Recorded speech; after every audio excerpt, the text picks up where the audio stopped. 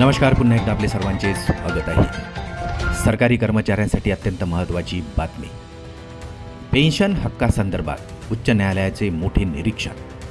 तर स्वतःहून नोकरी सोडल्यास पेन्शन नाही.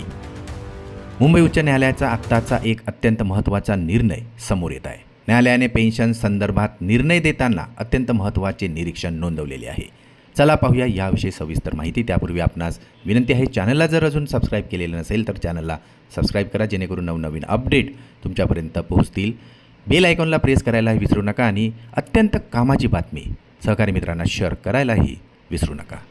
न्यायालयाने आपल्या निर्णयामध्ये पेन्शन संदर्भात अत्यंत महत्त्वाचे स्पष्टीकरण दिलेले आहे. स्वेच्छेने सेवा सोडल्यास पेन्शनचा हक्क मिळत नाही असे निरीक्षण आता मुंबई उच्च न्यायालयाच्या नागपूर खंडपीठाने नोंदवलेलं आहे. वाशिमच्या एका प्रकरणात महालेखा नियंत्रक कार्यालयाच्या निर्णयाविरोधातील याचिका कोर्टाने फेटाळलेली आहे. यामुळे आता पेन्शन संदर्भात हे एक महत्त्वाचे प्रकरण समोर येत आहे. न्यायालयाने आपल्या निर्णयात स्पष्ट केले आहे की 10 वर्षाची सेवा पूर्ण असली तरी सेवानिवृत्तीची अट अनिवार्य आहे.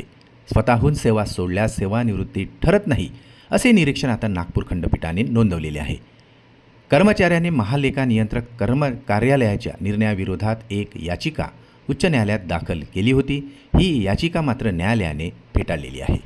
याचिकाकर्त्यानुसार 1978 ते 1990च्या कालावधीत शासकीय सेवेत काम केल्याचा कर्मचाऱ्याचा दावा आहे.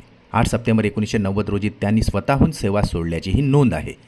सेवा पुस्तिकेतील नोंदीवर कधीही आक्षेप नोंदवला नाही. मात्र सेवानिवृत्ती नसल्याने पेन्शन पात्रता नाकारण्यात आलेली होती.